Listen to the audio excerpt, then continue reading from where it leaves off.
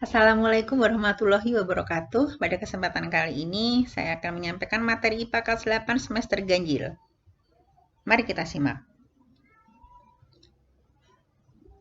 Gerak benda dan makhluk hidup di lingkungan sekitar. Poin yang akan pertama kita bahas adalah gerak pada benda. 1. Pengertian gerak. Apa yang dimaksud dengan gerak? Benda dikatakan bergerak apabila kedudukannya atau posisinya berubah terhadap titik acuannya. Benda yang bergerak akan melalui suatu lintasan. Nah, lintasannya bisa berupa lintasan lurus, melingkar, parabola, ataupun tidak beraturan. Ada pula gerak semu. Fenomena gerak benda yang dilihat oleh pengamat yang berada dalam sistem bergerak. Jadi, gerak semu itu gerak yang sifatnya seolah-olah bergerak atau tidak sebenarnya atau ilusi. Contoh, benda-benda yang ada di luar mobil kita seolah-olah bergerak. Ya, ketika kita naik kendaraan, kita lihat rumah, pohon-pohon itu seolah-olah bergerak. Padahal sebenarnya kendaraannya lah yang bergerak. Contoh yang lain, bumi berputar pada porosnya terhadap matahari. Namun, seolah-olah kita melihat matahari bergerak dari timur ke barat. Ya. Selanjutnya, 2. Gerak lurus. Gerak lurus dikelompokkan menjadi dua macam, yaitu gerak lurus beraturan atau GLB dan gerak lurus berubah beraturan atau GLBB. Sebelumnya, saya akan menyampaikan perbedaan konsep antara jarak dan perpindahan. Misal, jika diukur jarak rumah kamu ke sekolah misalkan 3 km, maka jarak yang kamu tempuh setiap hari adalah berapa? Untuk pulang pergi, berapa? Oke, 6 km. Namun, perpindahan yang kamu lakukan bernilai 0 km. Mengapa demikian? Jadi ada perbedaan makna antara jarak dan perpindahan. Jarak merupakan panjang lintasan yang ditempuh. Jadi panjang lintasannya tadi 6 km. Sedangkan perpindahan merupakan jumlah lintasan yang ditempuh dengan memperhitungkan posisi awal dan posisi akhir. Posisinya kamu sama, tetap di rumah. Jadi perpindahannya 0 km. Ya.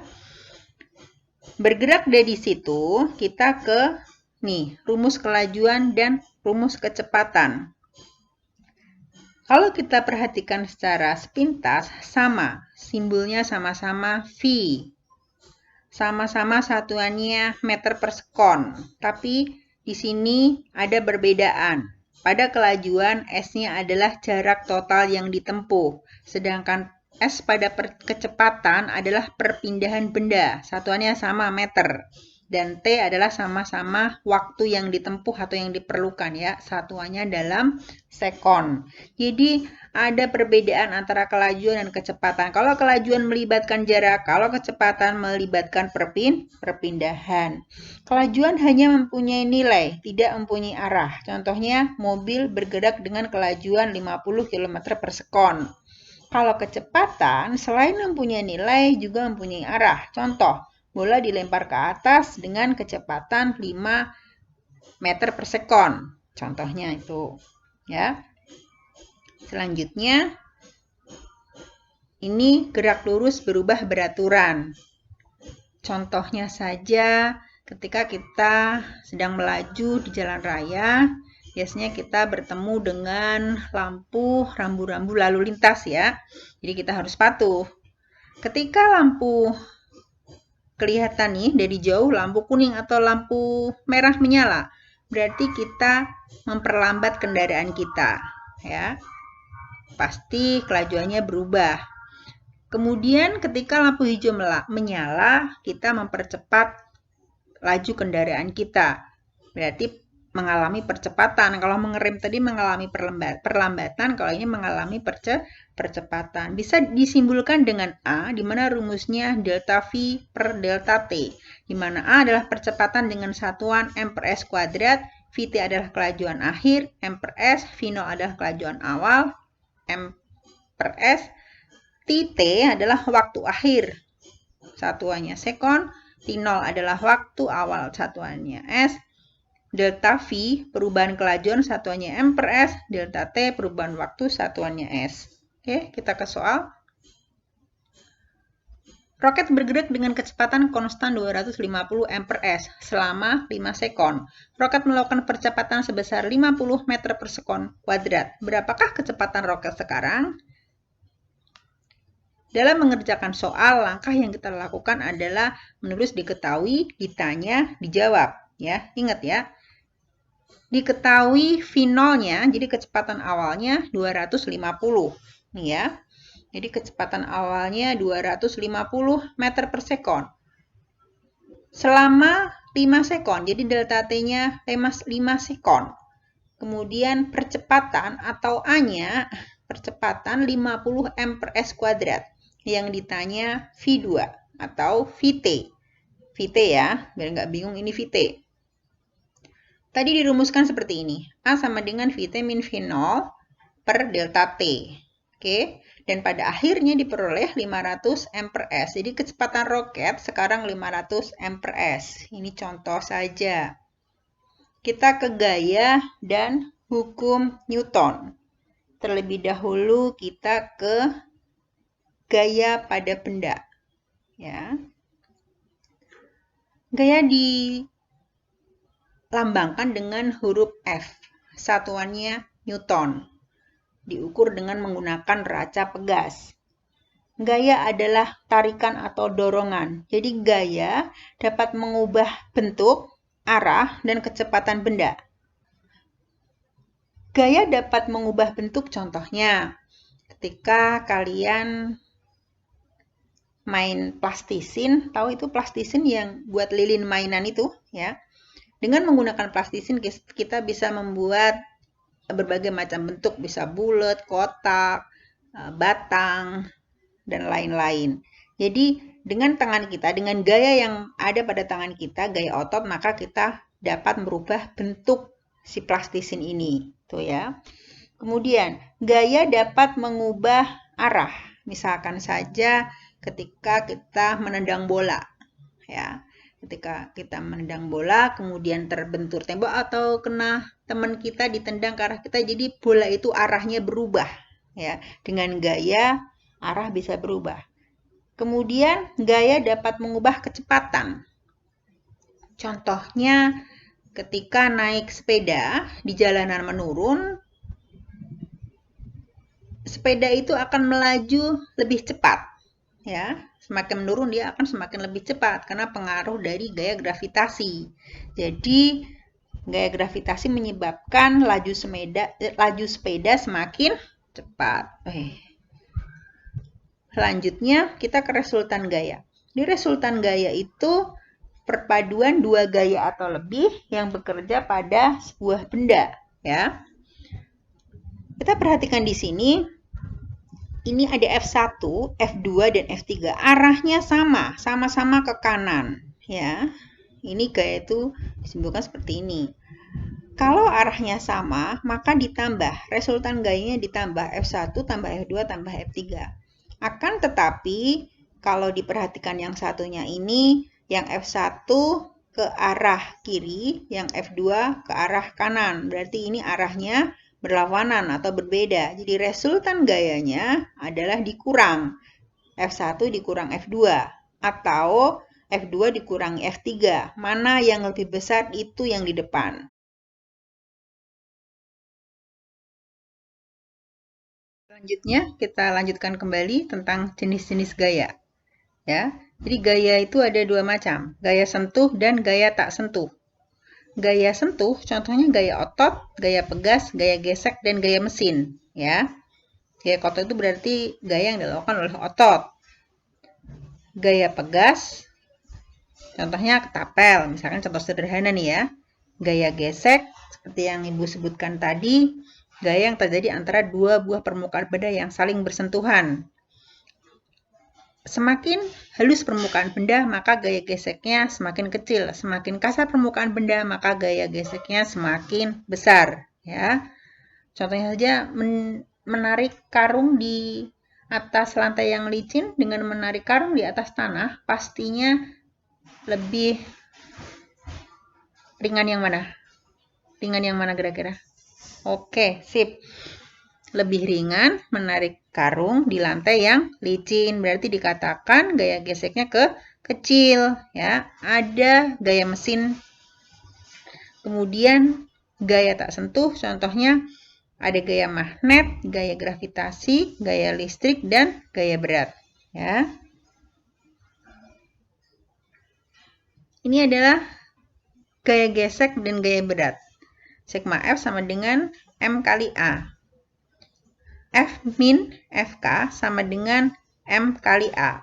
Jadi sigma F resultan gaya satuannya Newton, F gaya yang bekerja satuannya Newton, FK itu gaya gesek kinetis satuannya Newton juga. M massa satuannya kilogram, A percepatan benda M per S kuadrat. Gaya berat W disimpulkan dengan W sama dengan M kali G. Jadi kalau berat itu dipengaruhi oleh gravitasi, ya.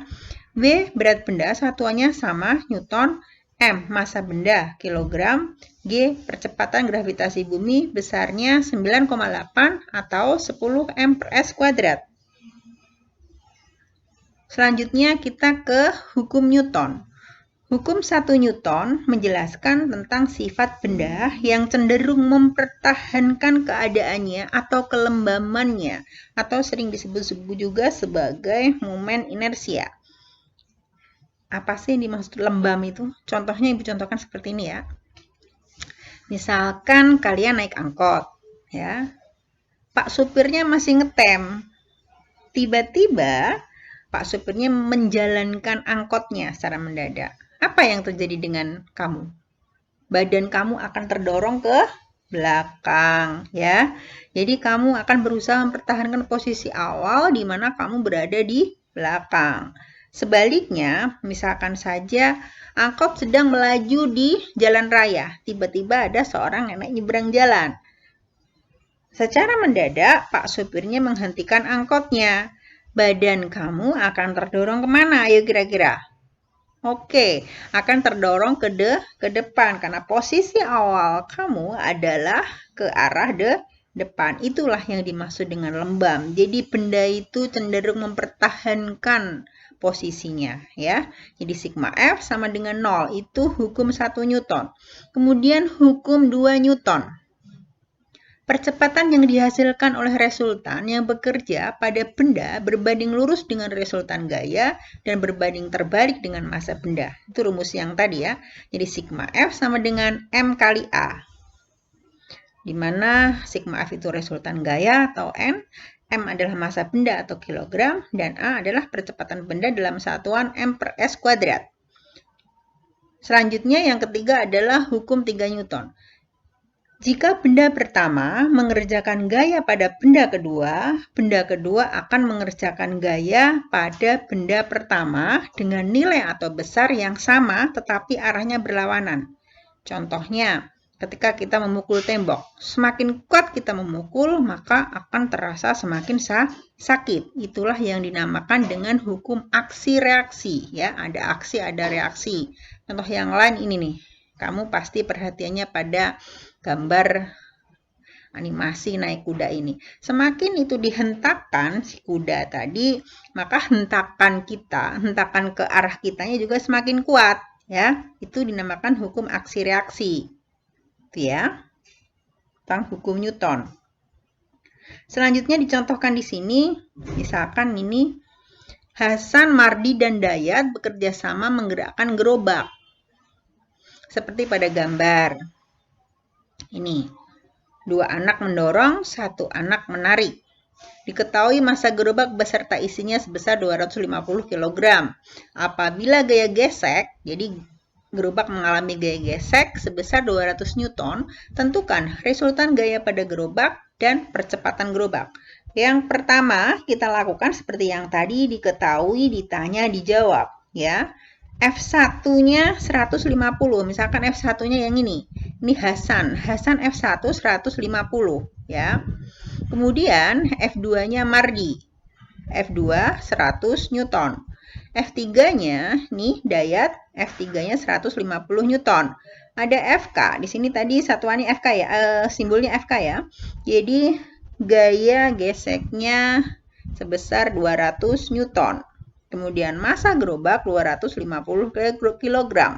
Ditanyakan resultan gaya. Ini maaf, ini RF ya. Ini RF resultan gaya atau sigma F ya. Jumlah total dari F dan A. Jadi sigma F kita hitung dulu. Karena ini arah gayanya sama, yaitu ke depan, ketiganya kan arahnya ke depan, ya. Jadi ditambah, kalau arahnya sama ditambah, ya. Ingat, kalau arahnya berbeda diapain? Dikurang. Jadi F1 tambah F2 tambah F3 dikurang F atau FK, gaya gesek. Kenapa dikurang? Karena gaya gesek selalu berlawanan dengan arah benda atau selalu berlawanan dengan arah gaya. Jadinya ini dikurang. 150 tambah 100 tambah 150 dikurangi 200, ketemulah 200 Newton. Jadi resultan gaya pada gerobak sebesar 200 Newton ya. Kemudian kita cari A. A sama dengan sigma F per M. Ini adalah rumus hukum Newton 2. 200 Newton per 250 kg ketemu 0,8. Jadi percepatan gerobak 0,8 M per S kuadrat. Oke. Nah, ini ada soal, silahkan kalian coba kerjakan dengan baik, dengan prinsip seperti yang Ibu katakan tadi, diketahui tahap-tahapnya, ditanya, kemudian dijawab. Ya, jangan lupa tulis rumusnya, hitung yang teliti. Ya, kita kerjakan soal di atas. Ya, semoga bermanfaat. Selamat belajar, banyak berlatih mengerjakan soal-soal ya. Sampai jumpa lagi. Wassalamualaikum warahmatullahi wabarakatuh.